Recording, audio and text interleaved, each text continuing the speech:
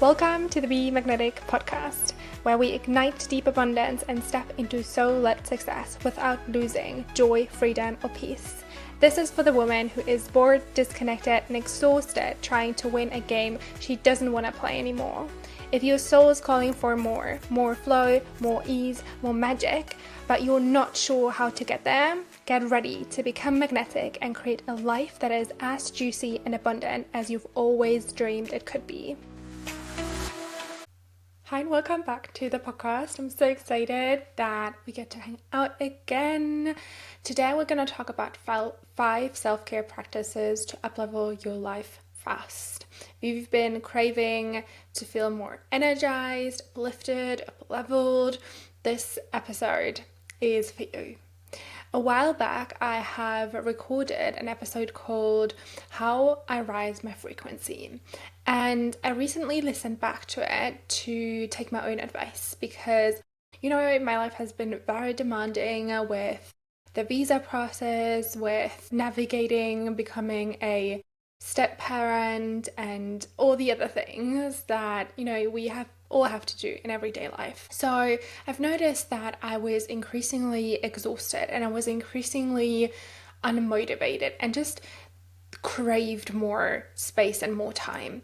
But I also realized that actually I do have quite a lot of time and space because I obviously have been working on feminine energy polarities for so long, and balance has always been something really, really important to me. So I've noticed I do have a lot of space, but I'm not actually using it in the ways I maybe could be in order to nourish myself and in order to really take care of myself so that I am energized and I feel like my life is expanding and I'm thriving, right? So I listened back to this episode, and upon that I started to reflect on maybe the changes that I wanted to do in my own self-care routine, as well as what is already going really well. And so I've started to upgrade my self-care game in the last few weeks, and I thought I'd share some of my favorite practices with you today.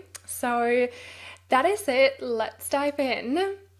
So first of all, I want to start off by saying that self-care is not about simply the routines and the practices. It's not your skincare. It's not just taking a bath. It's not just doing fancy things for yourself. Self-care really is just spending time with yourself. And I read a book lately. It's called Be a Triangle by Lily Singh, and she really states the importance of spending time with yourself. And I do find this is something that we all should be reminded of frequently, because we make it a priority to spend time with our families. We make it a priority to spend time with our clients, even our communities, right? We drop into Instagram, podcasts, social media all the time and spend time with the people, right? We also spend time with the projects that we want to move forward. We spend time with all the things that are part of our vision. But then when do we spend time with ourselves to uplevel who we are, to uplevel the way we are perceiving life? And when I'm thinking about upleveling my life, it's about the external situations, external themes, goals, materialistic things, but it's also really about the way I'm feeling about life. And so when I think about how I want to feel about life, I know I want to be thriving. I know I want to enjoy every second of this beautiful life that I'm gifted with. And in order to do that, I know I need to be vibrating at my highest frequency. I know I need to be free of doubt, insecurity, fears, anxiety, all of that, because it's not serving me. It's distracting me from enjoying this beautiful life, right? And so in this book, Lily Singh basically says the best way to remove distractions is spending time with yourself. Because now when you spend time with yourself, you have the time to process your emotions, you have time to actually acknowledge the feelings, the sensations that are going on in your body. And when you do that, when you create space for them, they can dissolve, right? There is also a very common saying in the personal development world, which goes along the lines of like, what you suppress that persists, right? So if we're suppressing our feelings, if we're suppressing the emotions, the stuff that's going on in our body, then it just gets stronger and stronger and stronger until at some point it bubbles to the surface. And so when we create space to actually feel and acknowledge those things, we can dissolve them, we can alchemize them, which again create then room and space for us to enjoy the more beautiful things of life. So you are in a relationship with yourself, and that relationship deserves to be nurtured and deserves to be taken care of and invested in. And yes, sometimes that looks like doing dedicated practices, but even with that, I do believe it's more so how you do the things rather than what exactly you do, right? Because you could do all the things. You could journal every day, you could do your Shakti mat, you could go on a walk, you could do all the things, but still be with your mind, with your thoughts in the future or the past, and like, or in the business or with the family or with the responsibilities. So it's about the quality of time that you spend with yourself, not necessarily the quantity. And that's kind of what I realized as well. Like, I do have a lot of time actually that I could be spending with myself, but I instead fill it with, the overthinking and the planning and the strategizing and like the thinking about things. And yes, that needs time and space also. And we should be having bright space in our calendar to be able to visualize and like plan and strategize and all these things. But when we dedicate time for our self-care, it should actually be there to be present with ourselves and with, what's going on in our minds and bodies. So here are a couple things that I have been really loving over the years to like take care of myself and make sure that I am nurtured and I'm thriving and that I feel like, okay, my life is up leveling in a way. So obviously the first thing is to have a solid morning and evening routine. Like, again, it doesn't have to be super long. I used to have 2-3 hour long morning routines, and if you can afford that, awesome, like go spend that time with yourself. But it's not necessary. And again, here it goes quality over quantity, right? If you have the time to spend 3 hours on your self-care, awesome, like go do that. But make sure that you do things that actually uplift you instead of like saying that like scrolling an hour on Instagram is self-care, right? So, or like even watching movies is self-care. Because again, when we watch movies or when we listen to podcasts or when we scroll on Instagram, yes, it's something we enjoy maybe, but it's not actually spending time with ourselves. And so we're not actually taking care of ourselves in a way we could. And so maybe you've noticed yourself that sometimes after doing that, you feel like sluggish or your anxiety is still there and like things like that. It's because you haven't actually tackled the problem. You haven't actually, processed the emotions and spent time with yourself. So when it comes to high quality morning and evening routine, what I always include is just some sort of being present and sitting. You can do that in form of a formal meditation, or you can just like sit there with your tea or your coffee and like sip and like just let your thoughts be there, kind of being like the observer of your thoughts, of your internal world, of your emotions. I feel like journaling is also a really great form of making time for what's present in your world at the moment. So if you can incorporate some pieces of that, is really good. Or maybe formal journaling for you, then you maybe want to do something like just having a conversation with yourself or doing some tapping or things like that. That's a must in my morning routine.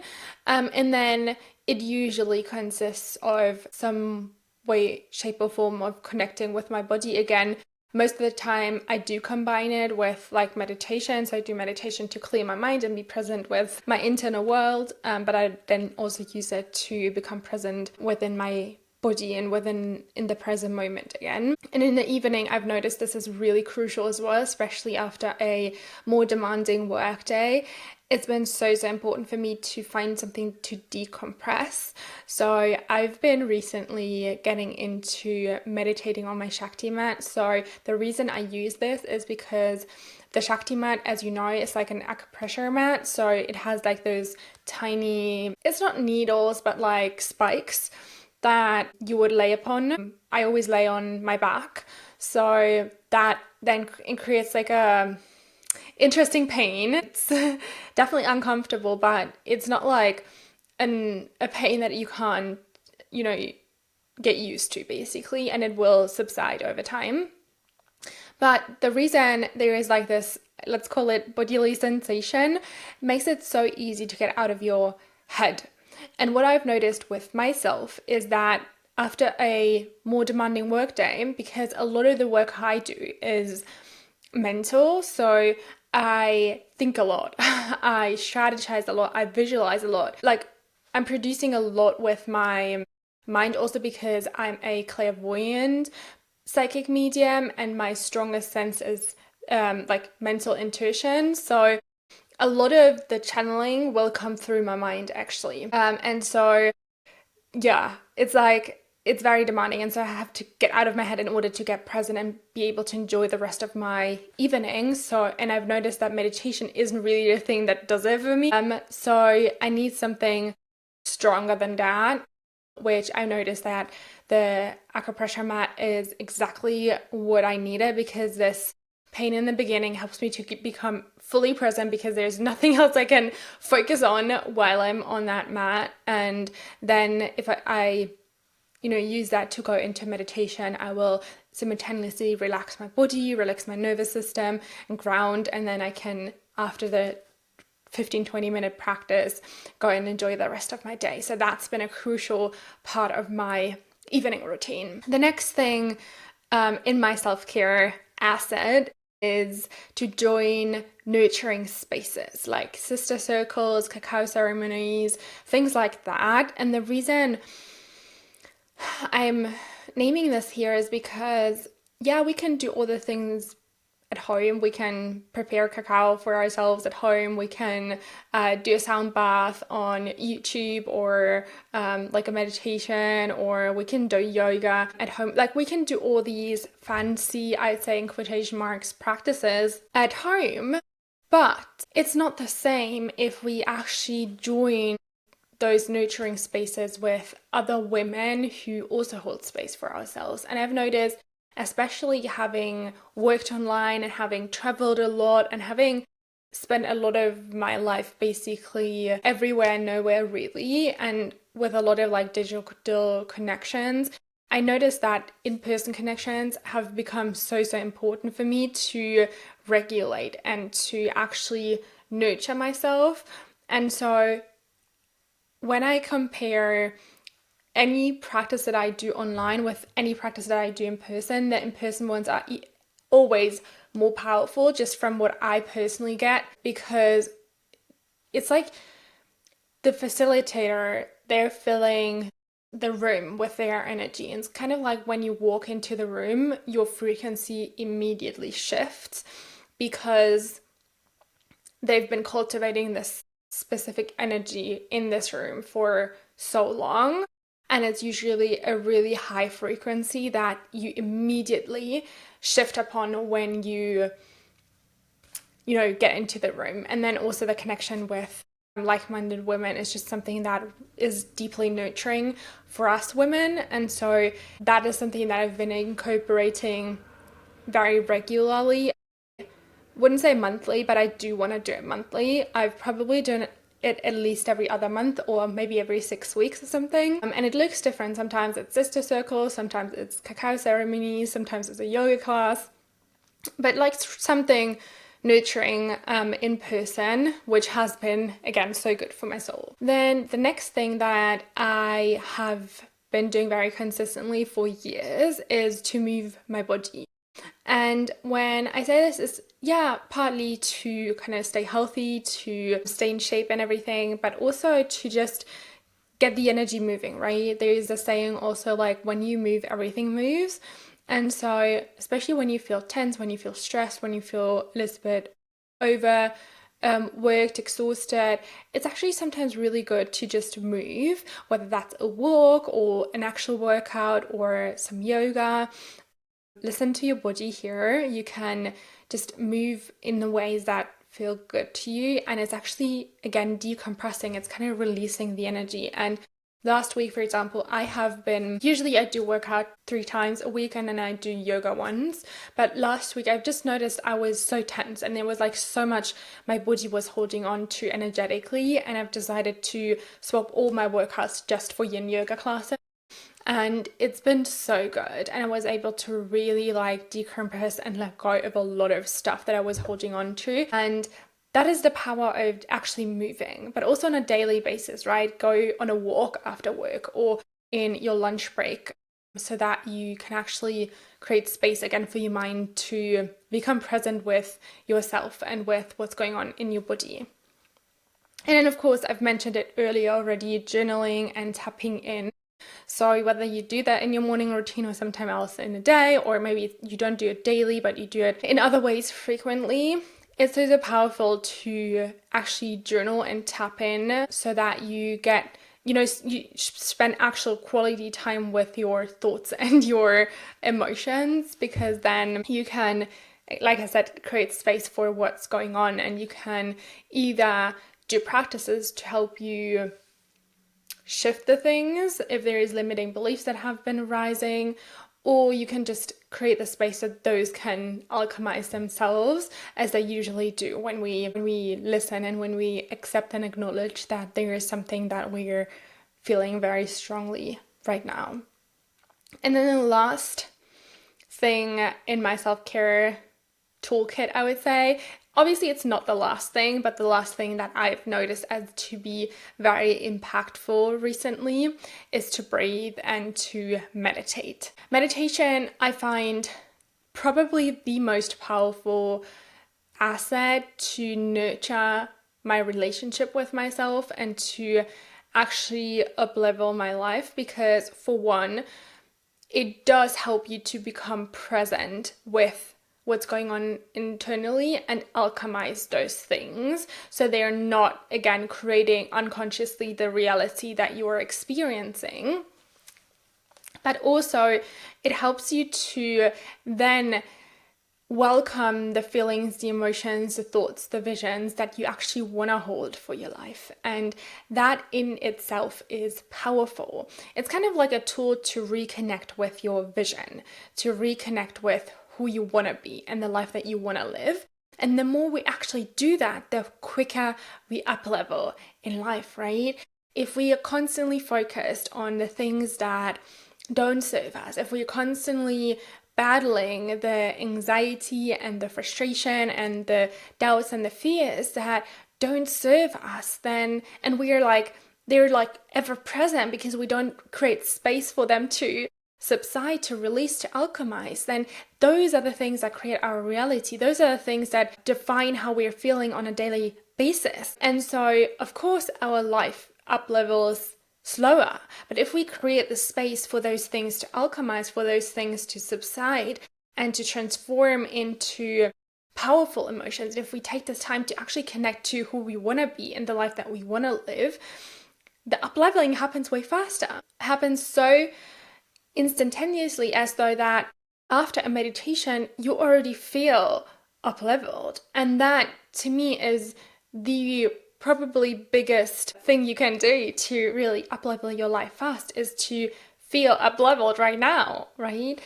And then breathing, breath work, just deep breathing, breathing consciously, whatever you want to call it, is a powerful of meditation, because it does, again, allow you to drop into your body, to actually like release the stuff that no longer serves you, and again also anchor in the the vision that you have and those feelings of up-leveling and expanding and thriving, which in and of itself is powerful as well.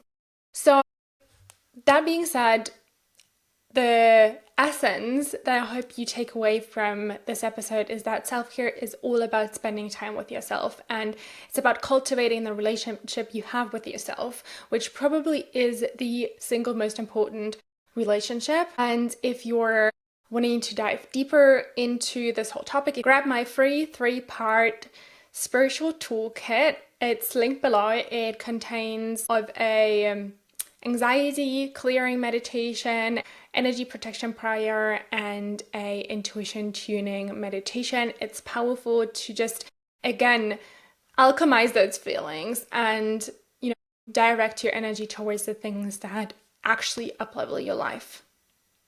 And then if you want to go deeper, you can DM me the word channel for your next step. And if you want to keep listening, you can start listening to episode 21, 36, 38, and 66, which are all diving deeper into this topic. They're all linked below. And I want you to remember that you deserve nothing more than feeling amazing. So make sure to make yourself a priority and implement those things. Take care of yourself. And then thank you so much for hanging out with me today. If you haven't done so, give the show a 5-star rating. This means the world to me. And I see you next time. Bye.